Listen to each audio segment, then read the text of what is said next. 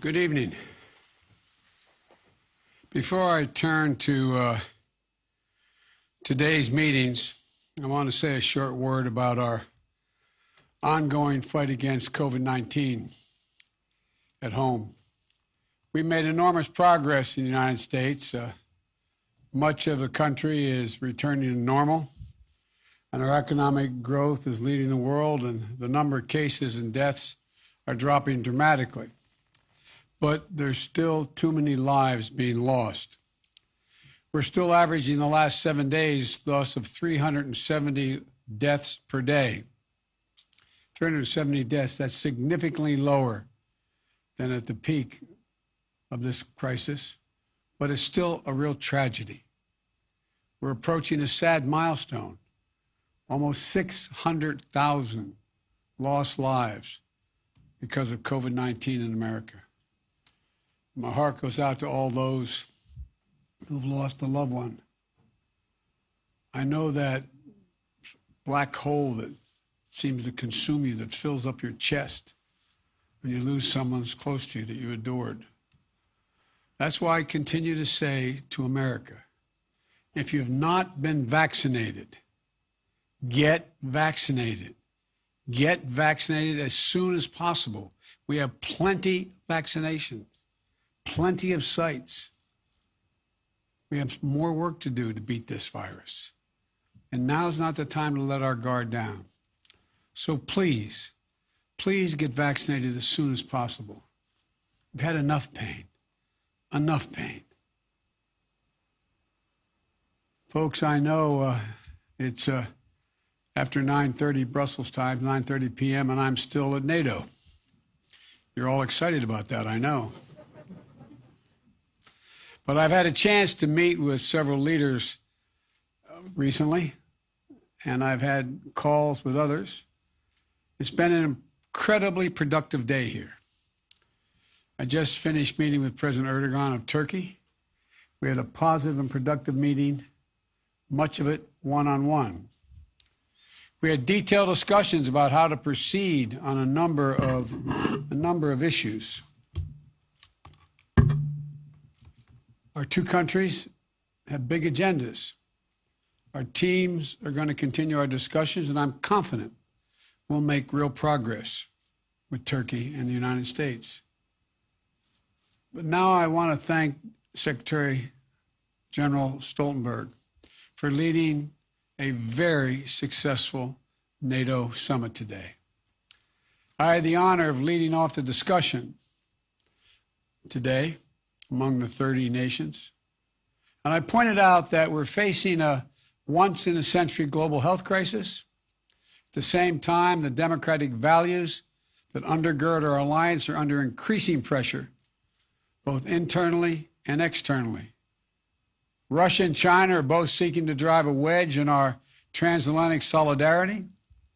We're seeing an increase in malicious cyber activity. But our alliance is a strong foundation on which our collective security and our shared prosperity can continue to be built. And I made a point to make clear that the U.S. commitment to Article 5 of the NATO Treaty is rock solid and unshakable. It's a sacred commitment. NATO stands together. That's how we've met every other threat in the past. It's our greatest strength as we meet our challenges of the future, and there are many. And everyone in that room today understood the shared appreciation, quite frankly, that America is back. We talked about Russia's aggressive acts that pose a threat to NATO and our collective security. That's why I met with the Bucharest Nine, the Eastern Flank allies, in advance of this summit. And today I also met with the leaders of the three Baltic states, Estonia, Latvia, and Lithuania.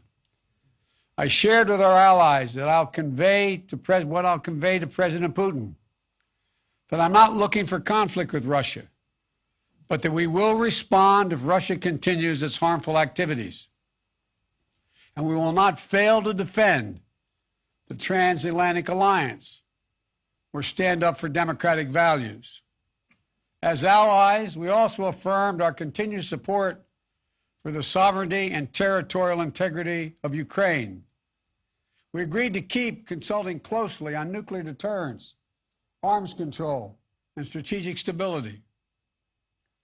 And there was a strong consensus in the room among the leaders in that meeting on Afghanistan.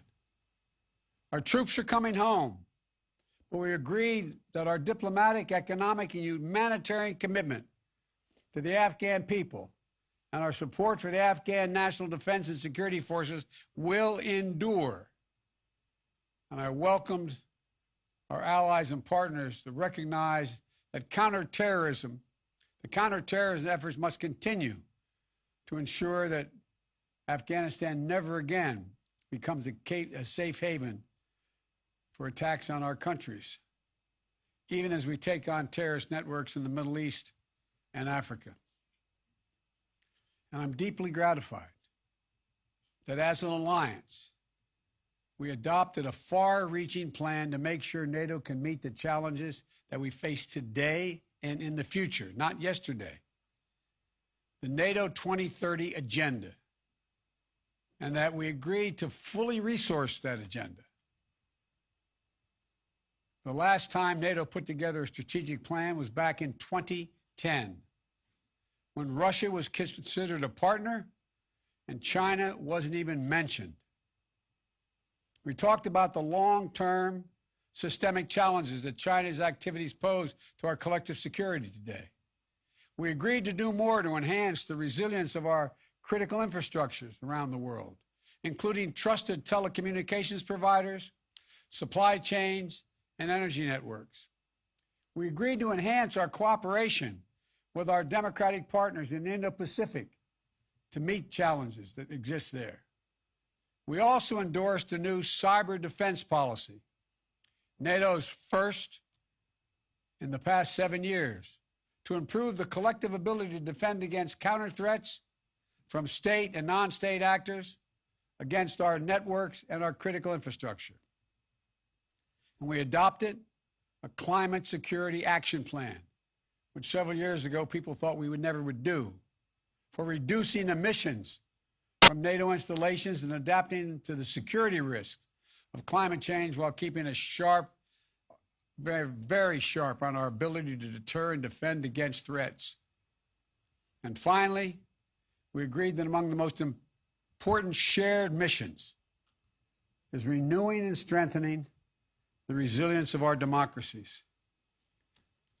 I pointed out we have to prove to the world and to our own people that democracy can still prevail against the challenges of our time and deliver for the needs of our people. We have to root out corruption that siphons off our strength, guard against those who would stoke hatred and division for political gain, this phony populism, invest in strengthening the institutions that underpin and safeguard our cherished democratic values, as well as protecting the free press and independent judiciaries. All of those are on the agenda. That's how we'll prove that democracy and that our alliance can still prevail against the challenges of our time and deliver for the needs of our people. This is going to be looked at 25 years from now as whether or not we stepped up to the challenge, because there's a lot of autocracies that are counting on them being able to move more rapidly and successfully in an ever complicated world than democracies can.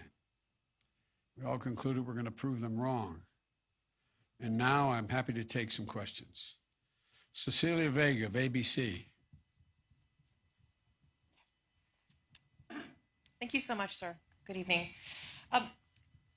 You mentioned your sit down with Vladimir Putin and Russian aggression that came up in your conversations today. I'd like to ask you two questions, if I may, on that front. Is it your sense walking into this meeting that Americans back home shouldn't expect much in terms of an outcome? Could you provide some specifics on what a successful meeting would look like to you? Are there going to be specific concessions you want Putin to make? And then I'll just give you my follow-up right now. You've met Vladimir Putin before. what have you learned about him that informs how you approach this sit down with him? And what's your mindset walking into a meeting with a former KGB agent who you've said has no soul? I'll tell you all that when it's over. Look, I've been doing this a long time. The last thing anyone would do is negotiate in front of the world press as to how he's going to approach a critical meeting with another adversary and or someone who could be an adversary. It's the last thing I'm going to do. But I will tell you this. I'm going to make clear to President Putin that there are areas where we can cooperate if he chooses. And if he chooses not to cooperate and acts in a way that he has in the past relative to cybersecurity and some other activities, then we will respond. We will respond in kind. There need not be. We should decide where it's in our mutual interest, in the interest of the world, to cooperate and see if we can do that. And the areas where we don't agree, make it clear what the red lines are. I have met with him. He's bright. He's tough. And I have found that he is as they say when you used to play ball, a worthy adversary. But the fact is that I will be happy to talk with you when it's over, not before, about what the discussion will entail. Nancy Cordes, CBS. Thank you, Mr. President. I also have two questions about Vladimir Putin. The first is, have any of the world leaders you've met with this week expressed concern that by meeting with President Putin this early in your presidency, that it'll look like you're rewarding him? What's your second question? The second question is what it will mean for the U.S.-Russia relationship if Alexei Navalny were to die or be killed in prison. Every world leader here as a member of NATO that spoke today, and most of them mentioned it, thanked me for meeting with Putin now. Every single one that spoke. And I think there were probably about 10 or 12 that spoke to it, saying they were happy that I did that I was going to do that. And they thought it was thoroughly appropriate that I do. And I had discussions with them about, in the open, about what they thought was important from their perspective and what they thought was not important.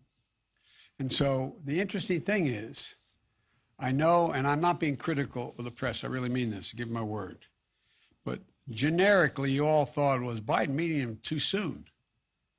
I haven't found a world leader who doesn't think it's not soon, it's just soon enough. Everyone that I've spoken to, privately and publicly, it doesn't mean there aren't some out there, but it's not likely that a head of state is going to stand up in front of 29 other heads of state and say, boy, I'm glad you're doing this, in effect. So there is a consensus. And they thanked me for being willing to talk with them about the meeting and what I intended to do. So I haven't found any reluctance. There may be someone, but not in open today or in the meetings I privately had as well. And Navalny's death would be another indication that Russia has little or no intention of abiding by basic fundamental human rights. It would be a tragedy. It would do nothing but hurt his relationships with the rest of the world, in my view, and with me. Jeff Zeleny, CNN.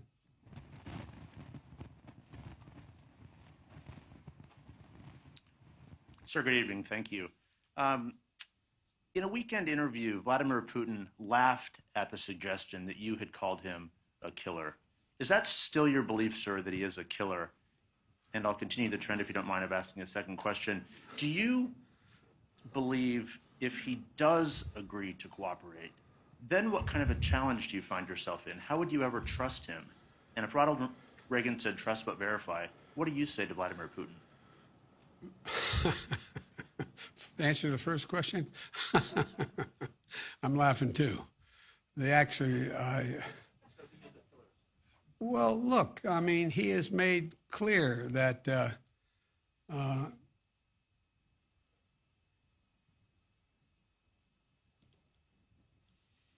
answer is, I believe he has in the past essentially acknowledged that he was, there are certain things that he would do or did do.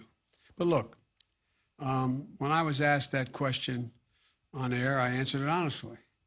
But it's not much of a, I don't think it matters a whole lot in terms of this next meeting we're about to have. The second question was,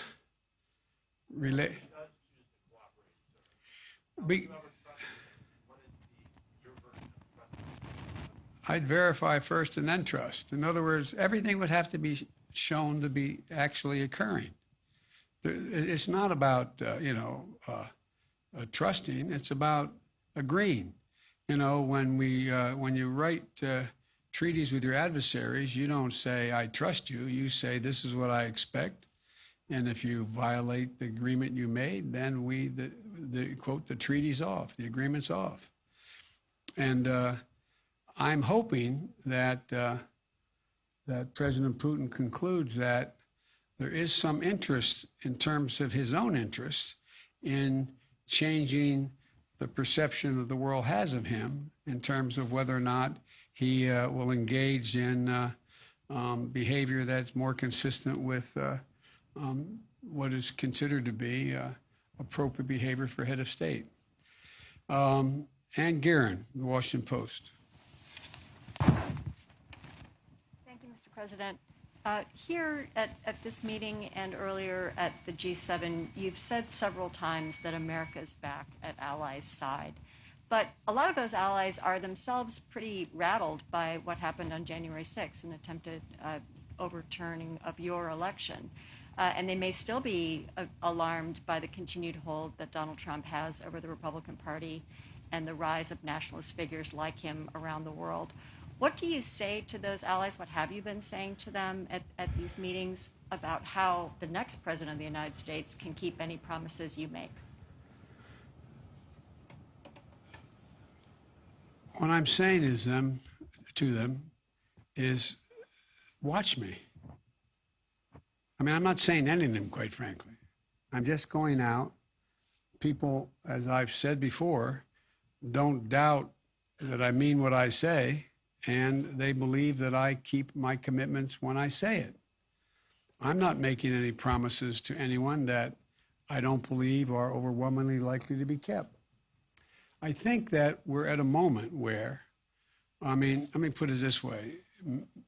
You may have had a different view, but I think an awful lot of people thought that my showing up at the G7 would not produce any kind of enthusiasm about American leadership and about where America was.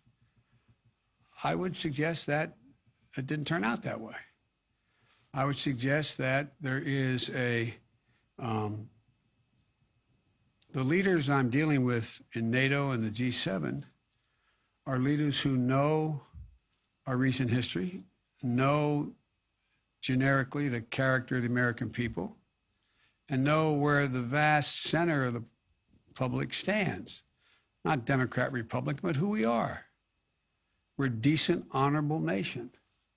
And I think that they have seen things happen as we have that shocked them and surprised them that could have happened. But I think they, like I do, believe the American people are not going to sustain that kind of behavior. And so I don't want to get into these statistics because, that old phrase is Disraeli's, there's three kinds of lies, damn lies, and statistics. But I think it's appropriate to say that the Republican Party is vastly diminished in numbers. the leadership of the Republican Party is fractured, and the Trump wing of the party is the bulk of the party, but it makes up a significant minority of the American people. Now, we'll see. We'll see. I believe that by us standing up and saying what we believe to be the case, not engaging in the overwhelming hyperbole that gets engaged in by so many today, that I guess that old expression, the proof of the pudding is in the eating. When I said I was going to deal with beating the virus, and I was going to focus on that, and I was going to get millions of shots in people's arms, it wasn't me. I just knew the American people. I knew the kind of help I'd get from the Defense Department, from police departments, from the hospitals, from retired docs. I just knew. And look how rapidly we moved. Now we have a group of people who were everything from the political rejection of the notion of taking a vaccine to people who are simply afraid of a needle and everything in between. We have a way to go. But I never doubted that we would be able to generate the kind of support we got and get so many millions of people step up and get vaccinated.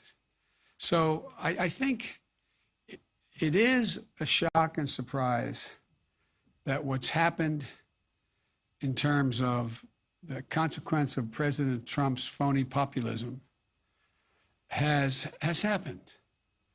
And it is disappointing that so many of my Republican colleagues in the Senate, who I know better, have been reluctant to take on, for example, an investigation because they're worried about being primaried. But at the end of the day, we've been through periods like this in American history before, where there has been this reluctance to take a chance on your reelection because of the nature of your party's politics at the moment. I think this is passing. I don't mean easily passing. That's why it's so important that I succeed in my agenda. The agenda, whether it's dealing with the vaccine, the economy, infrastructure, it's important that we demonstrate we can make progress and continue to make progress. And I think we're going to be able to do that. So, as I said, the proof will be in where it is, 6 months from now, where we are. But I think you're going to see that there's that God willing, we're going to be making progress, and there's going to be a coalescing of a lot of Republicans, particularly younger Republicans who are coming up in the party. And last question, Sebastian Smith of the AFP. Thank you, Mr. President. Ukraine wants a clear yes or no on getting into the NATO membership action plan. So what's your answer? And if I may, a second part to the same question.